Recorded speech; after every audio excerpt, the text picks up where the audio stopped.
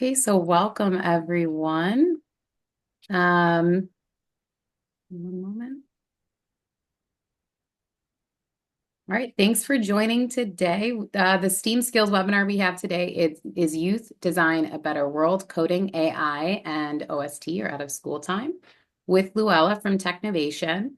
Luella brings 17 years of nonprofit experience to her role as the U.S. Partnership Specialist with Technovation. Prior to joining the team, Luella has held roles with local and national organizations dedicated to education equity, social emotional learning, food access, and disaster response. So welcome, Luella, and Abby is also from Technovation here. I will let her decide, if you want to come off mute to I'll ask just say a questions. quick hi. Yeah, Go yeah. ahead. Yeah. Program manager for Technovation. And yeah, great to be with you all this morning. Awesome. Yeah, we're really glad that you could come too. So yeah, I'm going to send it over to Luella to get started because we have a lot of really awesome stuff to talk about today. And you're welcome to ask questions in the chat too. And myself and Abby will take a look at that and keep monitoring that. But I'll send it over to Luella to get started. Perfect. Thanks, y'all. You all should be able to see my screen, correct? Y'all have it? Perfect. Awesome. So, Abby, thank you so much for having me here. I really do appreciate it. As Abby said, I am the U.S. Partnership Specialist for Technovation. Here's a little bit about me. My son and I have got our wonderful Mardi Gras glasses on. I'm in Baton Rouge, Louisiana, a little ways down from New Orleans.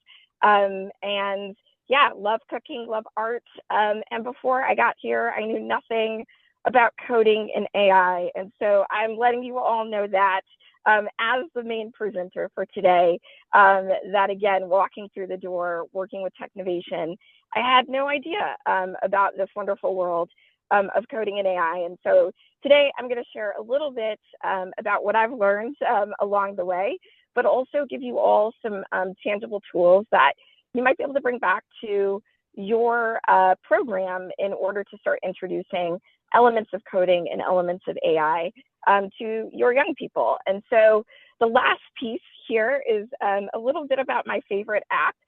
There is an app that young people in our program have created in order to give access to other young people that may not have the ability to attend school and what have you in their country. And so specifically, we created virtual reality science labs to give other young people the experience of being in STEM and on all of that. And they built that all by themselves through the work of Technovation. And so I just wanted to share that because I think all of the work that we do, I feel like it's really important to ground us in the impacts that our young people are having. And so we are a global nonprofit. I specifically focus on the United States, and so does Abby May, along with parts of Canada as well. And so this past year, we had over 31,000 young women register with us between the ages of 8 and 18. They have created over 11,000 solutions. And yeah, it's just been really incredible to kind of see some of the things that they've created along the way. And so through, there we go. I'll go back to that one in a second. Sorry, a little out of order. And so through kind of the impacts that they're having on the world, our goal is to have an impact on them. And so it really is important to us that they're leaving our program not just creating something, but they're leaving with tangible skills that can get them to and through their career. And so this is just a little bit of our data points that we're hearing from our young people. And you can pick out your favorite, but you'll notice that they're not all related to kind of technology and that AI piece and some other critical skills. So with that said, I want to invite you all to take a virtual gallery walk with me and take a look at the innovations that have been created around the world by young women in our program. So I am going to fumble with my controls for a second. So if you give me 2.5 seconds, I'm grabbing the link for you all. And I'm going to drop it in the chat. Sorry, I've got dual screens here. Here we go. And you all should have access to our virtual gallery. And so within that virtual gallery is going to be kind of apps that our young people have created along with the description. So I'm just going to give you a couple of minutes to kind of scroll through our virtual gallery. And please do take note of the things that you are seeing that, you know, make you wonder, that you notice, that you like, that you enjoy. And I'll bring us back into whole group in a couple of minutes. So you've got maybe about 2 to 3 minutes to scroll through that virtual gallery. And if you've got challenges finding it, please let me know and I'll help you get there.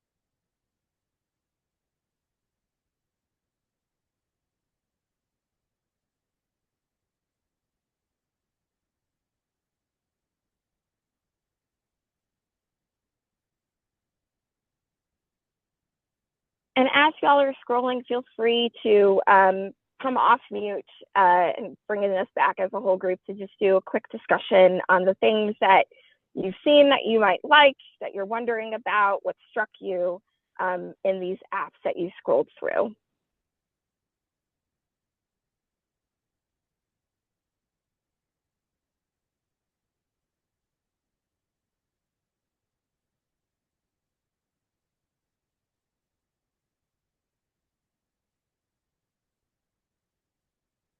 No right or wrong answer. Anything that you guys were struck by?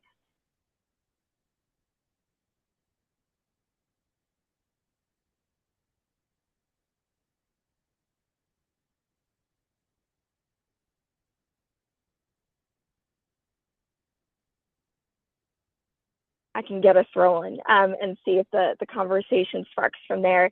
I think the last time I kind of worked with folks on this and they kind of scrolled through this and looked at it, I think they were really kind of wondering about how some of these young people came up with their solutions and how did they really kind of dive deeper into it. And so a lot of our young people that have generated some of these ideas is based on their kind of direct experience, right? And so especially the Aura Pals, I think was based in Japan.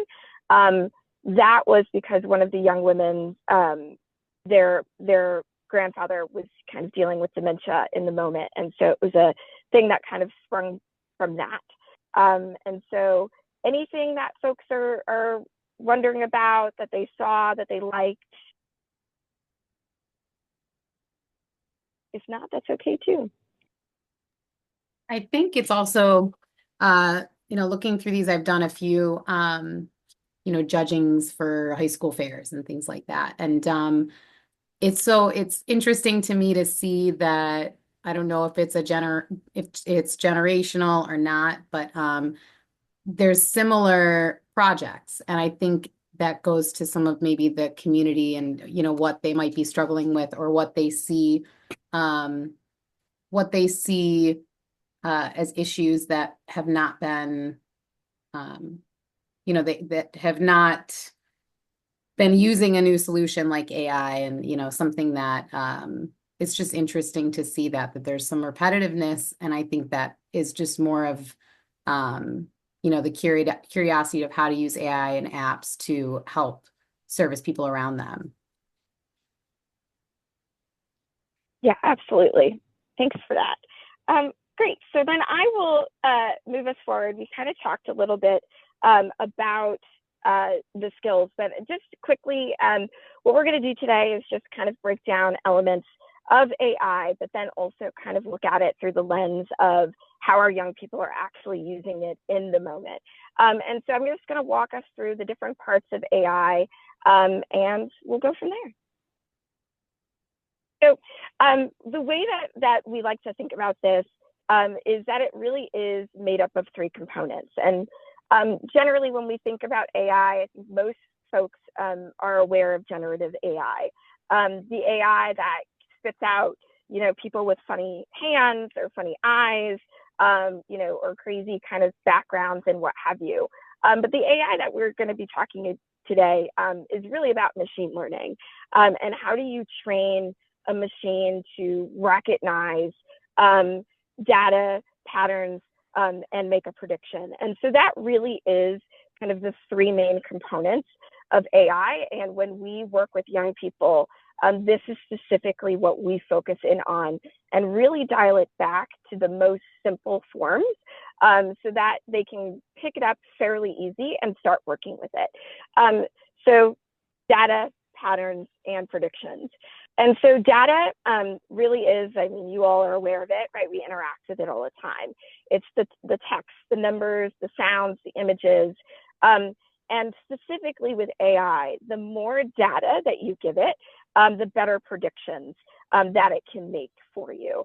And oftentimes, folks, are always like, okay, what do we do kind of with this data and what have you, and how is it generated and whatnot. And so we are generating data in everything that we do, right? So the Google searches that we're doing during our work, the phrases and words that are coming from your emails. And so you may have noticed, especially if you're using Gmail, it's becoming probably a little bit better about recognizing your automatic phrases and kind of spitting those out to you to help you create automatic responses in your email. And it really is because it is gathering data from you and your speech patterns and all of that kind of within your email.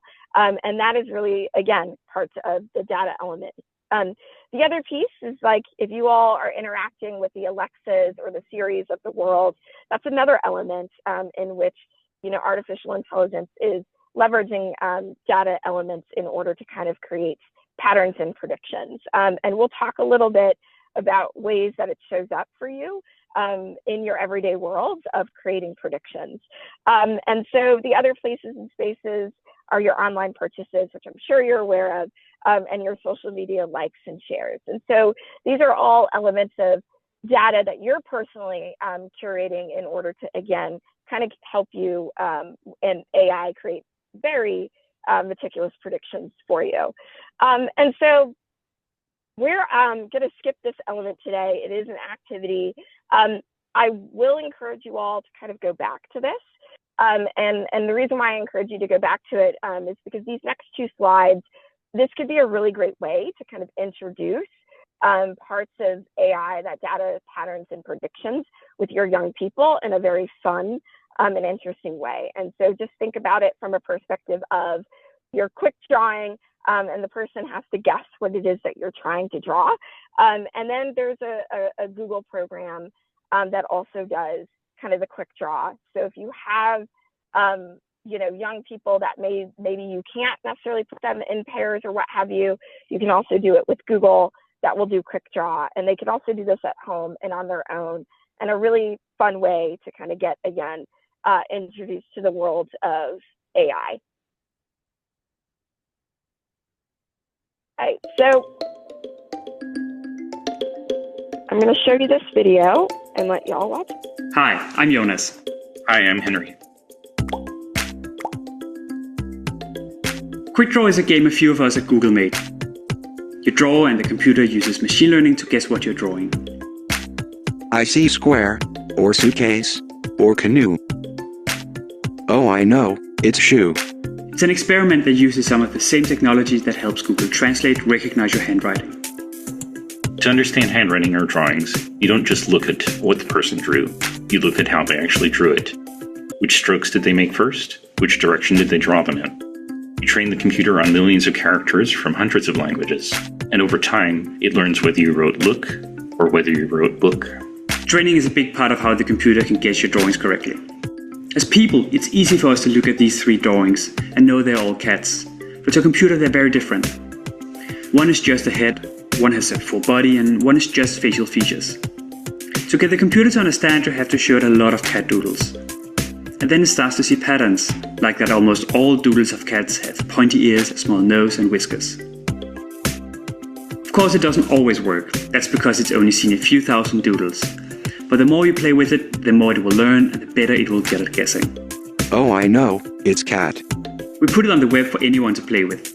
We hope it inspires other people to think about fun ways to use machine learning. You can play it at g.co/AI experiments.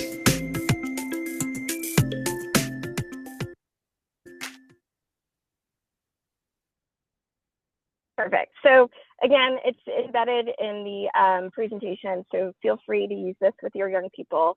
But again, the purpose of this video was, again, to kind of show you a little bit about how more data creates better patterns recognition for that AI that then spits out better predictions. And so, let's see if I can get this to go. There we go. Perfect.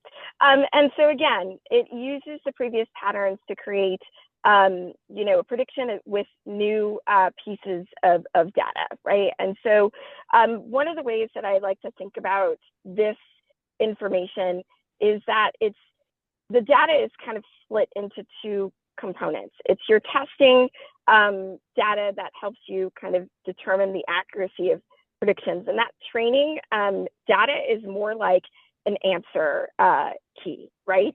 To whereas your testing data is the answer itself. So I really try to think about this of like putting my teacher hat on when I think about data, and as it relates to AI, that training data really is your answer key. And as a person that is developing solutions using AI, it's your job to put that answer key into AI so that when your user comes, so whoever is using that app, they put in that testing data, it now then starts to go towards that answer key in order to be able to spit out that prediction. And so again, that's a quick way that I like to think about it. Abby May, I don't know if that would be the best way of thinking about it, but it is one way that I've helped to kind of formulate my brain and thinking through what is the difference between this data. So I will pause to see if Abby May has any other additions to kind of that element of it before I move on. No, you're sweet. I like the kind of like the answer key analogy there. I think I also think about it if this helps, because I think this is maybe the hardest piece of AI to understand. But even just in my own experience, I've got past experiences that kind of inform how I then meet like a new person. So, maybe I have a bad past experience with a cat. That's kind of my training data. And so then when I see a cat in the future, I'm like, oh, I'm going to like tread lightly here. Or maybe I've had a great past experiences with cats, right? And so when I see a new cat, I'm like, oh, I love this cat. So maybe that's another way to kind of think about it. But I like the kind of the answer key, that then can translate into being able to find the answers in new problems, new math problems. So yeah, back over to you. Thank you. I love that. I'm gonna steal that analogy as well. So yeah, so I think really thinking about it from that perspective. And again, it's shown up in your everyday life, which I am sure that you all have used some sort of navigation system. And really how that again works is really just the basics that we just told you about, the 3 parts of it, right? So that past routes, the traffic at different times, right? Being able to source that information from a variety of users. So not just you typing in that address to go to, in this case, to the airport, but the multitude of users that have typed in that information and at various times, right? So it's able to kind of curate information based on that past data, because it's not like Google has a helicopter flying around to tell you exactly when there's heavy traffic and all of that. It's being sourced from the folks that are typing in the information in order to get to their destination, and it's pulling that information and spitting that back out to users across, that are using it. So again, past information, patterns, and then predictions. And so we all know what happens, right, when we make a wrong turn. So it actually redirects you, right, based on that new piece of information that it's getting. And that is the AI's ability to then take action and make a decision based on the information that it's getting. And so again, real world examples of that. If anybody listens to Spotify or YouTube or Netflix, right? They're using your information from your past history, not only for you, but for others, right? So if you like, I don't know, what's a Netflix show, Love is Blind, don't judge me. I watch trash television, obviously, with that, right? It's gonna then give me other suggestions based on other people's watch history of Love is Blind and the other trash that they watch to see if I would be interested in that. So it finds similarities, right, and trends within that, and then makes suggestions. And then oftentimes you either are listening to new music or you're watching something new based on your previous watch history and those that are watching something similar. So with that said, I am going to show y'all another video, but this video actually is a pitch video from one of our finalists from 2021. So this young person developed an app using AI and coding in order to help make her community safer from wildfire. So I'm going to go on mute and then I will press play.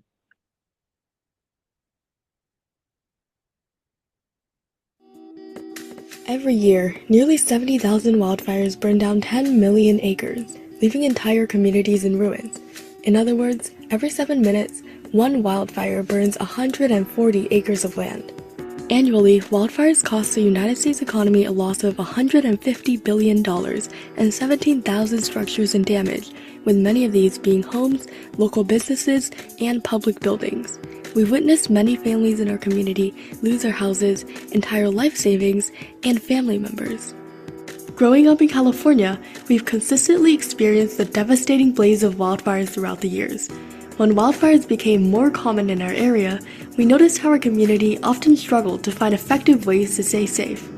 Although we had resources online, many were complicated, technical, and difficult to understand. This inspired us to create Pocket Fires, a social enterprise that centralizes essential resources for wildfire preparedness in one convenient mobile app. Pocket Fires delivers a simple way for residents to quickly stay informed and safe during wildfires. We have 4 main features: a news section, map of active wildfires, dashboard with weather conditions, and preparedness guides.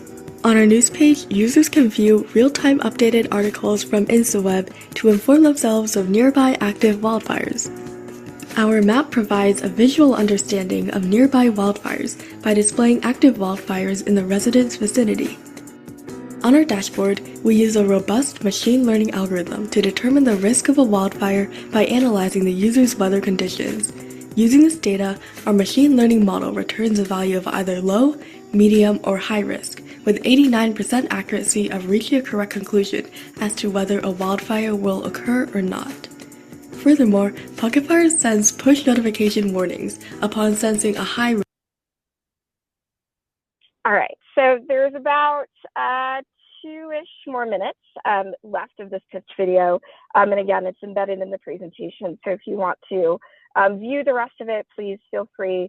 But I wanted to kind of stop it there because what she did was elevate kind of the training data that she is leveraging in order to make this model work, right, for her users. And so I wanted to pause there because I wanted to highlight that element of it because every year, nearly there we go.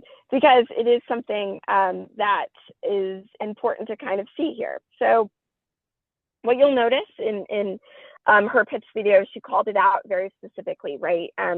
She's using geography, right? In addition to that, like the various weather conditions, and past wildfire conditions, so that when her users are interacting with this, they're able to, again, use the current conditions and put that against the answer key, right? That training data that is in the app, in order to then predict whether or not their current wildfire situation is low, medium, or high. And so this young person developed this because obviously it was a need in her community, and that she felt like was going undone. And obviously, this is something that obviously impacts the state of California, as we've seen this past year. I've got one more for you, and I would love it if we can pop in the chat as you see kind of the young person talk about the training data. If you see it, go ahead and pop it in. And again, no right, no wrong answers. Don't worry about that. We will course correct it if we find that there is a miss on the training data, right? This is all just kind of a learning experience. And so I will, again, kind of pause it once we kind of get through the bulk of the pitch. So again, once you see that training data, feel free to pop it in the chat.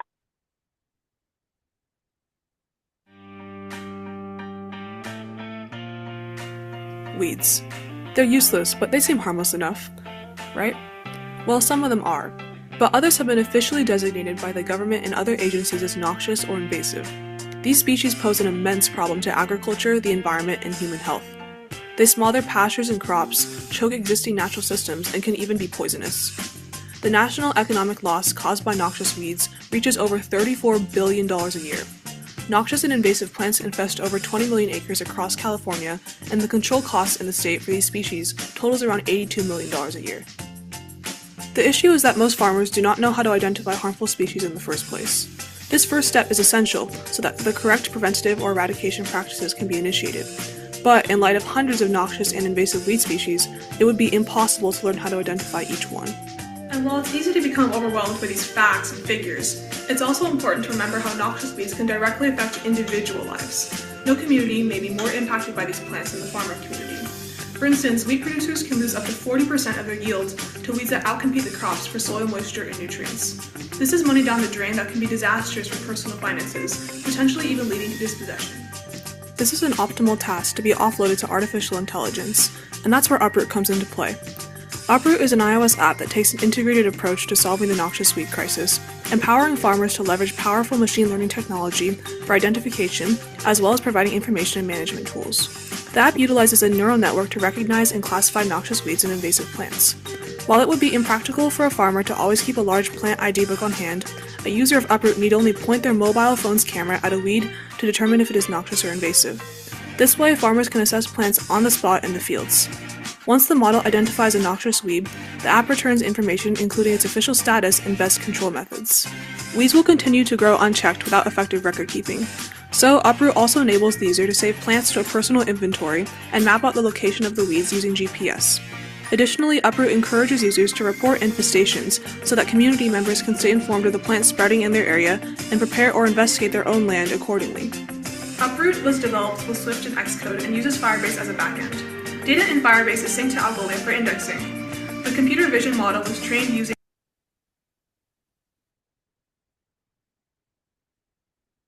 All right. I'm curious, did we spot the AI there? It's okay if we didn't.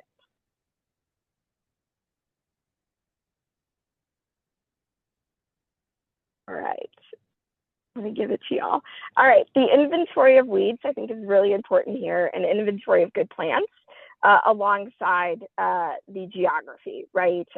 Specifically for that particular area, right? So knowing exactly what's native, what's not, and the other element to this that is also kind of a feature of her app is around kind of the inventory element of it.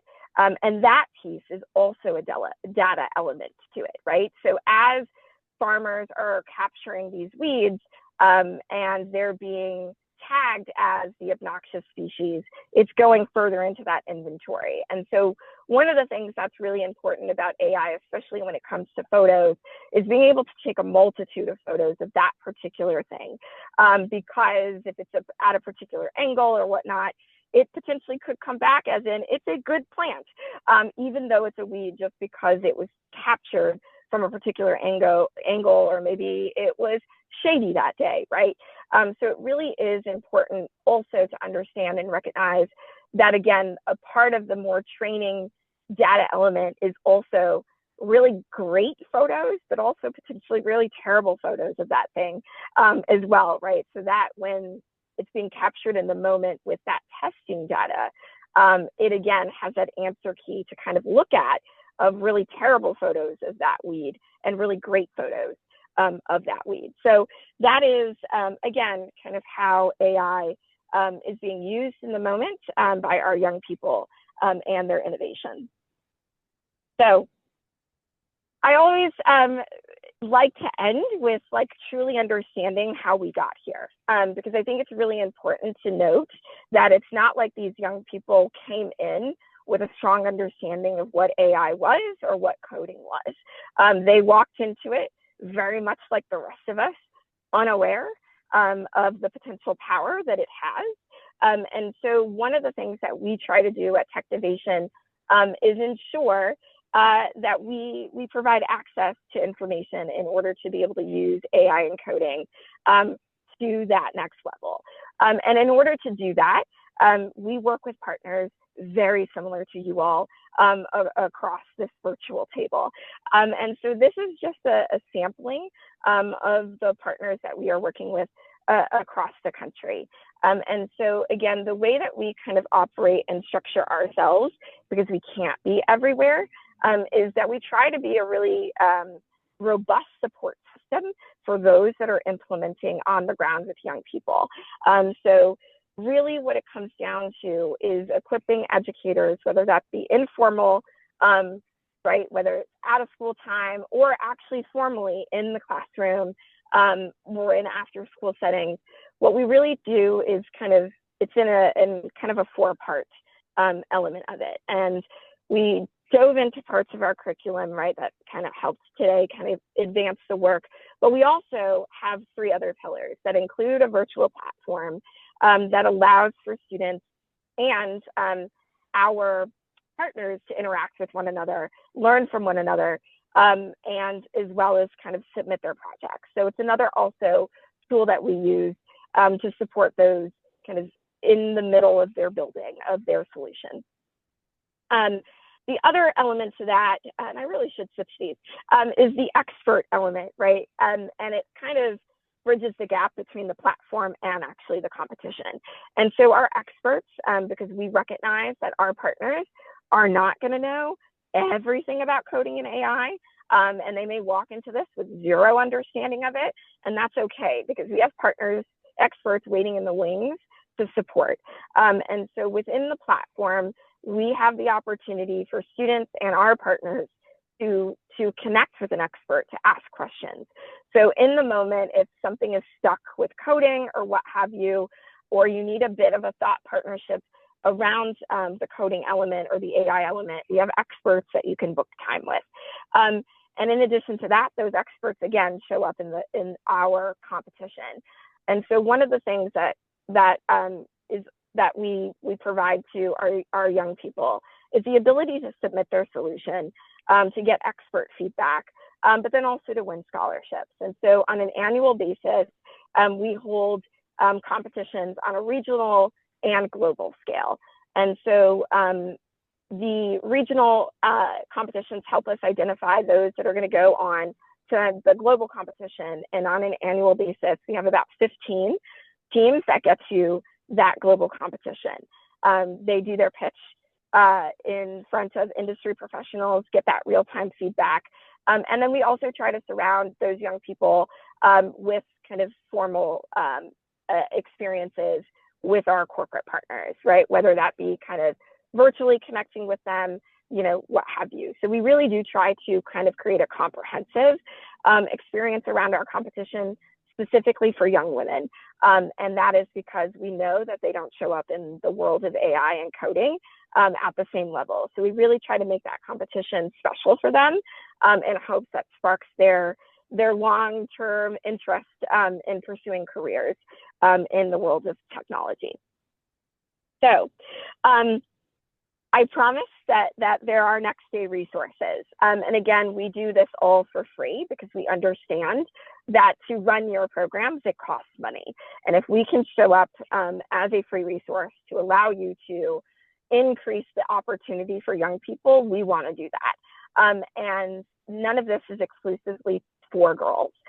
So if you have boys in your program, you can do this program with the boys. The only thing that we hold exclusive for girls and those that identify as female is that global competition. Otherwise, free reign, feel free. And so we have a couple of resources for you. One is Mini Technovation, and that is a 4-session series that is 1 hour each for each session. And the goal is to help pilot and prototype ideas. It is not to go into the nitty-gritty of the ins and outs of coding. How do you develop an app? It really is to get a taste of Technovation and the support that we can provide. But then also if your young people are interested in it and really seeing if they can gravitate towards it. So that's one. And the other one is our full-on curriculum. And again, open access. This is 49 lessons, interactive videos, worksheets, and what have you, that really is kind of slice and dice as you see fit, and it is also bracketed by age and grade. And with that year-round experience comes all of the things that we discussed previously, right? So that virtual platform, that competition, and the experts. And so that we isolate for our year-round simply because it's a year-round experience and we know that you're going to need help along the way. So, and then lastly, Abby May put some amazing work together to give us a curriculum timeline guide, because we got a lot of questions of like, how do I even prepare for this year-round program? I have no idea where to begin. And so she put her teacher hat on and really kind of put together a roadmap that really helps folks understand, okay, if I have a 12-week program, how can I make this fit in 12 weeks? If I've got a 25-week program, how can I make it fit in 25? So it really is an awesome resource. And so that, I think, is it. We've already talked about this. This is, again, when you're flipping through and wondering, what did that Technovation lady say about Mini Technovation? There's a whole slide for you there. And that's it. That's me and Technovation and Abby May in a nutshell. A lot of information thrown at you, but happy to pause for questions and open up the floor. And I will stop sharing my screen.